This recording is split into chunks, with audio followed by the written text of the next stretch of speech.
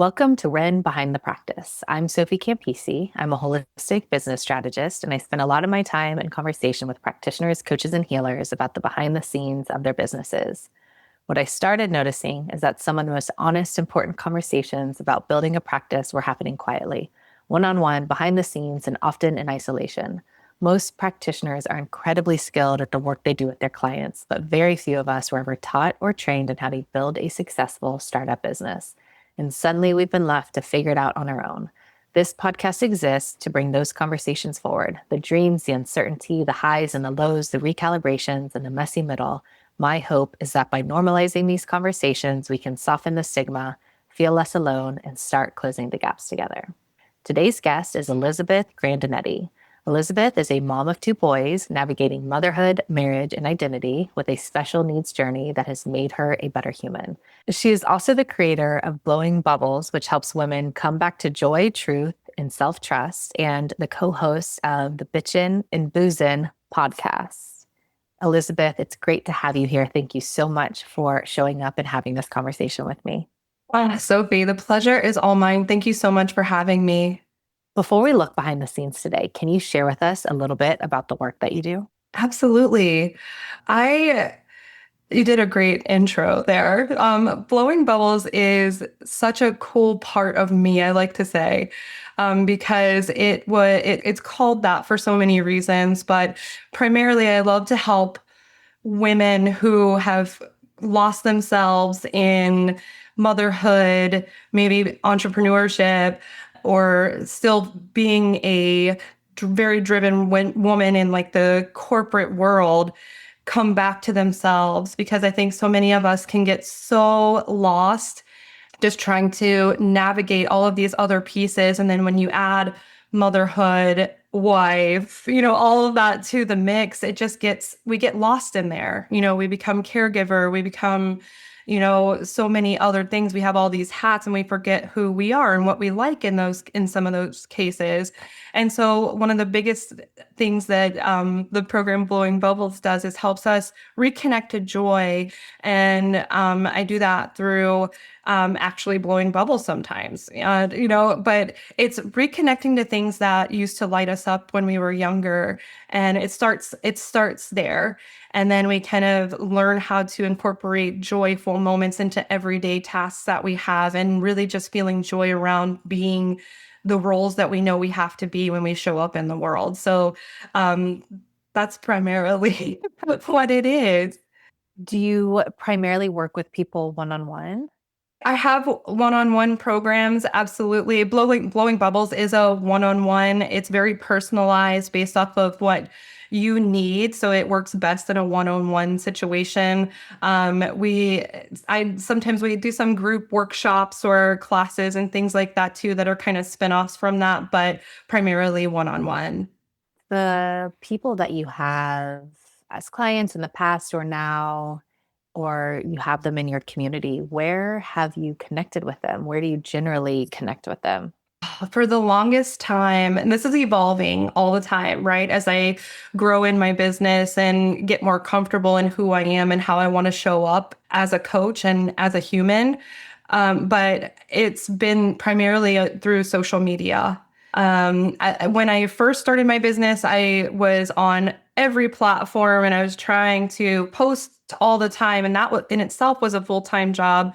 So over the last year, I kind of took a pause from everything and I was like, you know what? I just need to get good at one platform.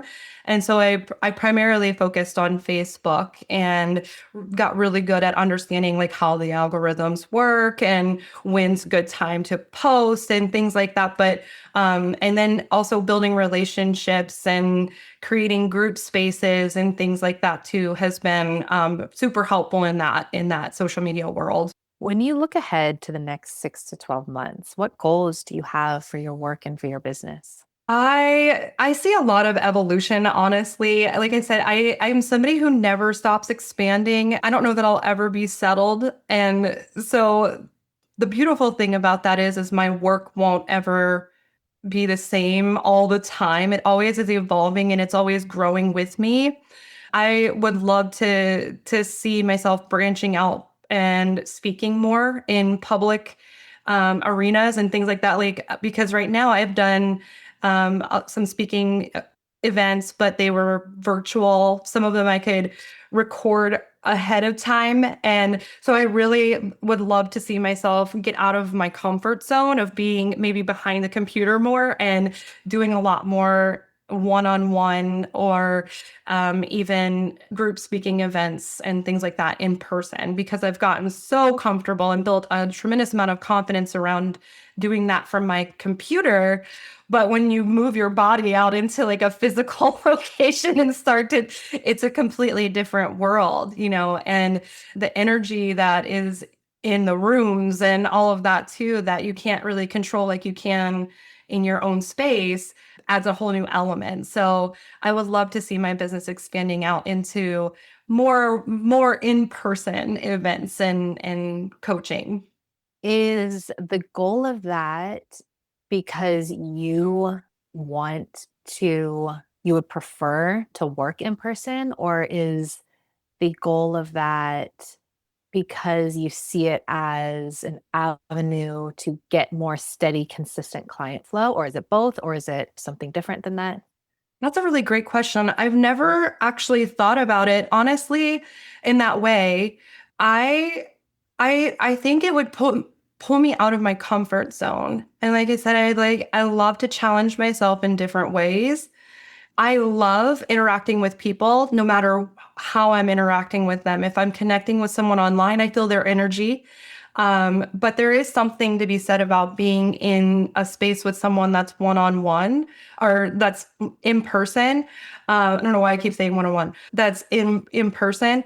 And it is a little, I have to feel like it's a little more powerful, right? Because you're there, you can touch them, you can see them, you can really like get on a deeper level. So I think there's so many different layers to that. But I would say, yes, I mean, I wasn't always comfortable because I left that corporate world and where I was in person, obviously, and then came and started this business that's been primarily behind my computer. Like, there's been a part of me that's been afraid to stretch myself and bring this real life person into a room and start talking about what I do and getting comfortable with talking to people about what I do because as a human in a room with someone, I don't ever assume that someone needs something that I can offer and I never want to impose.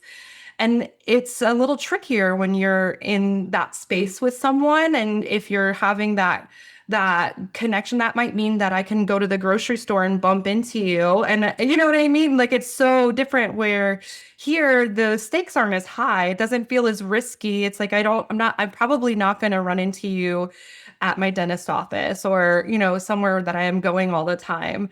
So feel like I kind of rambled around that. But yeah, it's bringing the business to a completely different place and there's a lot of growth. So I think there's visibility, business growth, and then personal growth that would come from all of that. What is your human design? I am a manifesting generator. I was curious. I'm a projector. And so I was curious when you said, like, not knowing, you don't want to speak without knowing if someone really wants. You don't assume someone wants. Obviously, that's like a huge projector thing that, we have to learn and understand of like permission. So I was curious if you were. Yeah, I love that.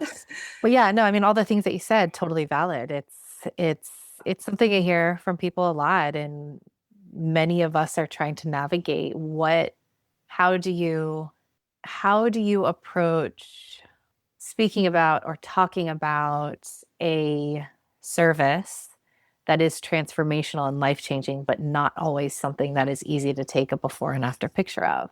And Mm-hmm. like, how do you market a non physical product? And how do we approach all of the things that, you said when it's not as clear as like, this is the product, here it is, like, here's a picture of it. And when it comes to your door in a package from a truck, it's going to look just like this, the way that it looks in the Mm-hmm. picture, which of course, isn't always the case. But like, you get what I'm saying. It's something that comes up a lot from people of how do we go about that process of talking about, sharing about, getting people enrolled in something that is not easy to see with the eyes in Mm-hmm. today's world where that's such a driver for consumerism or why someone engages with something. And yeah, is in person an avenue for addressing that problem.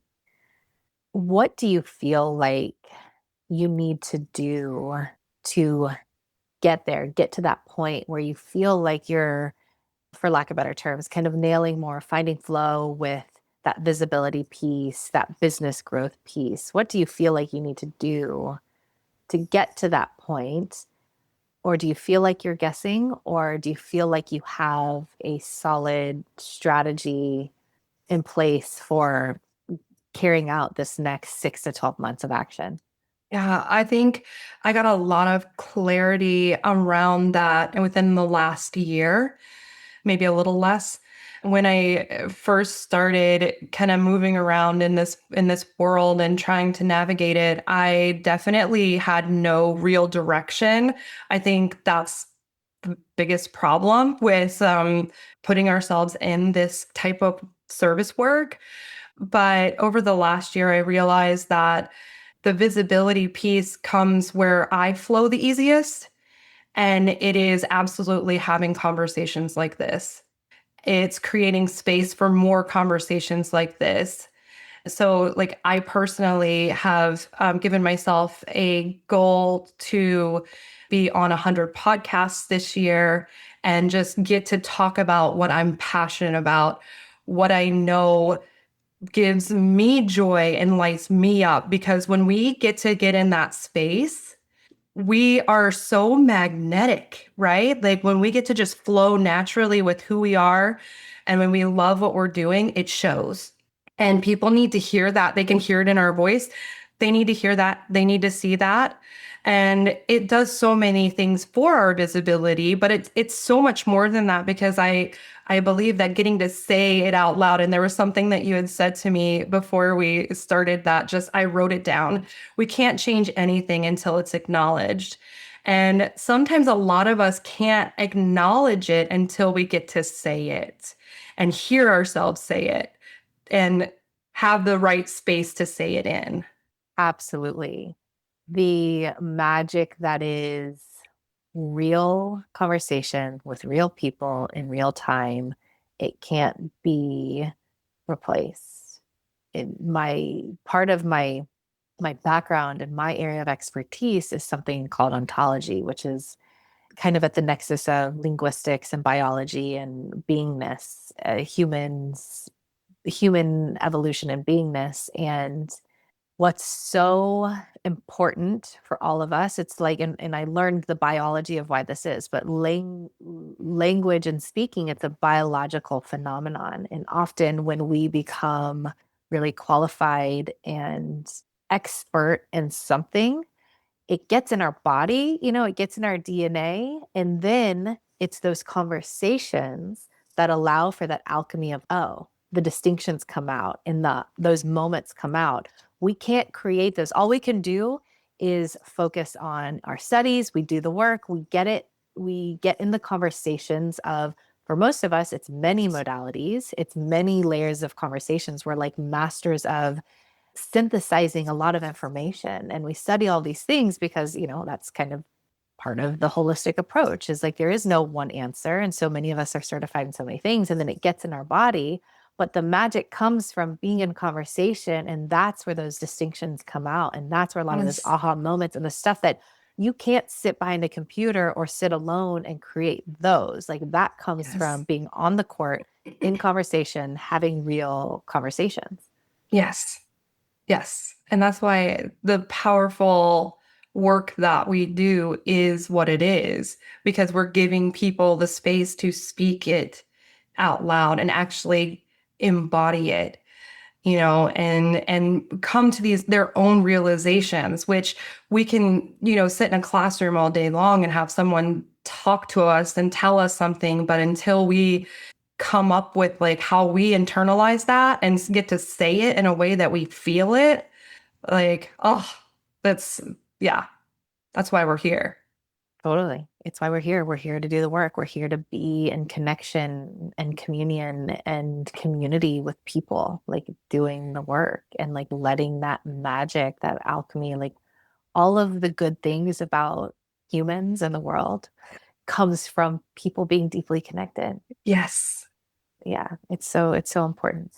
What feels hardest about getting through this next chapter and getting to these next levels of visibility for your work and consistent flow and connection with clients and community? What feels hardest about that, or most unclear or most uncertain? This is a really good question. I think there's a couple of different things that come into play, maybe more than a couple. But I think at its simplest, coming out of your comfort zone, doing something that is unknown to you and being willing to try something new definitely is a spot that I would say is a big marker for that um, difficulty. But then also in the process, being able to recognize patterns that I don't know exist in me until I go to try that new thing, right? Because I think for a lot of the growth that I've experienced so far, those have been the two main things, pushing myself to new limits. And then when it doesn't work or when I'm met with frustration or it's not quite clicking like I want it to, how am I showing up that might be persuading it to have this type of outcome? So I think those are the two hardest things. And to think about it going forward too, it's like, you put all this work in and you need to keep working and it's going to shift and it's going to change and you're going to keep going out of your comfort zone. Like I get more and more comfortable around doing that. And I don't really let myself go anywhere that's going to talk myself out of it. But I know it's going to be some work and I'm not going to feel amazing in my body when I first start. So just pushing through that, but then what if it doesn't work? Then what kind of work is going to follow that? Totally. It's something, it's come up a few times in these podcast conversations, and it's not talked about nearly enough in spiritual communities, especially spiritual communities, because of the spiritual aspect of entrepreneurship.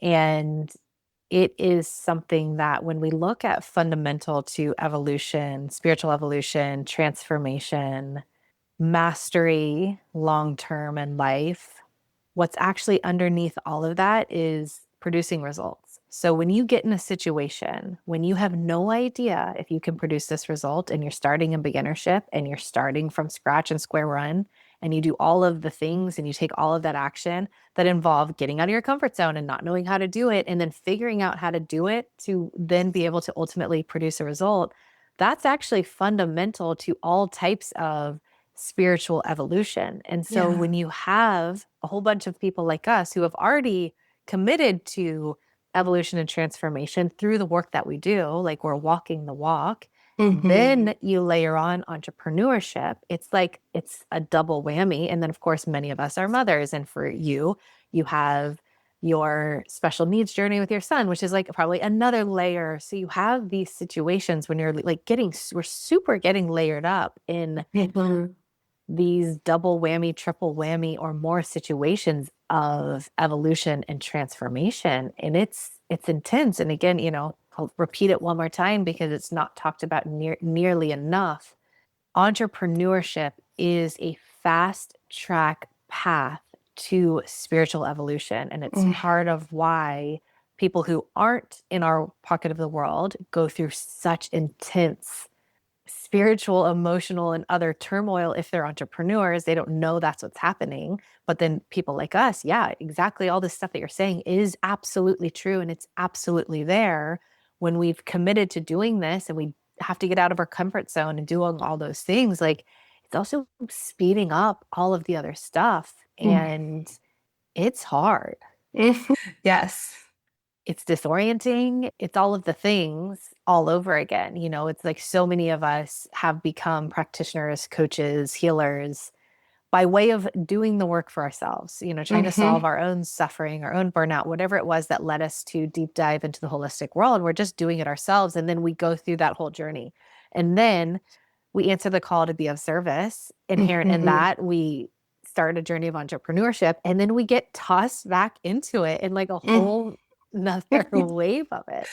Yes. That's a very beautifully put too, because it's spot on too. It's just Yeah. It, It's not talked about enough. And one of the ways that I think that it does a disservice to people like us in our pocket of the world, in our industry, is that sometimes it can be devalued, or I don't know if that's really the proper term, but just like not fully acknowledged for yeah. how spiritual it is actually to be doing this. And I think too often it's like, oh, the business, the business Mm, isn't as righteous or as spiritual or as important as the work that I'm doing.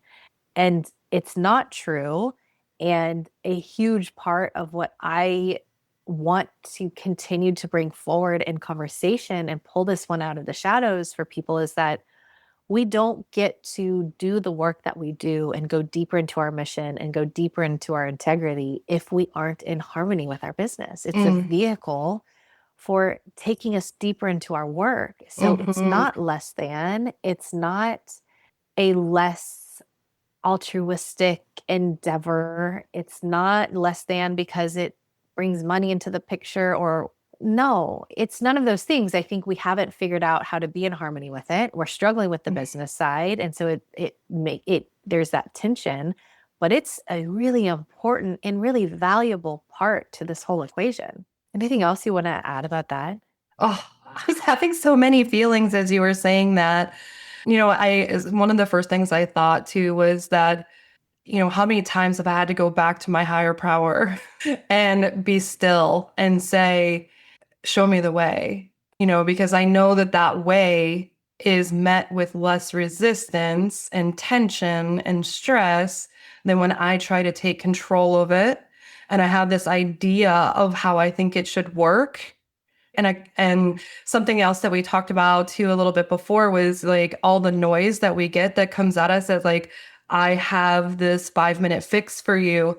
If it doesn't work for you, you're not doing it right. And there's so much noise that comes in from outside that's telling you that they have figured out this secret, like you said, like we're wearing a blindfold and we just can't see the secret that everyone else around us has access to. And yeah, I mean, like that just can be so debilitating and frustrating. And so I've had to take pause so many times in my business as I've evolved as a coach and as I've evolved the service that I offer, and just ask to for that for guidance and for me to feel the path of least resistance as, that being my guiding light in so much of what I do, and then not attaching my idea of how it should work to that, right? Because then I'm still trying to force it and it still can be met with resistance and frustration, and that doesn't feel good. So then when you feel like, okay, I thought you said you wanted me to do this and I'm trying to do it, but I'm still trying to do it my way, right? And learning how to feel that out in my body, that's taken a lot because, when I was in the corporate world, I wasn't in my body. I was doing something that I thought I could be successful at. I was an accountant and for many years, and I lived in that world thinking that I chose this, so I have to do it. And I was absolutely miserable every day. And so I showed up like that every single day. And no wonder it took me forever to get promotions sometimes or be recognized for my work. And I was just like, oh, I work so hard.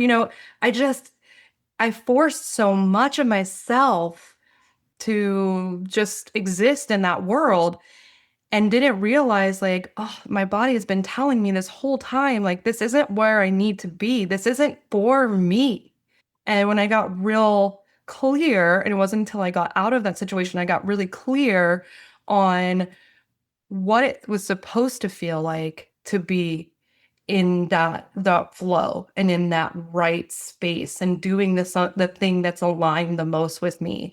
And now I don't want to do anything but that work, right? It's like I only want to feel good in my space. I only want to feel good in my body.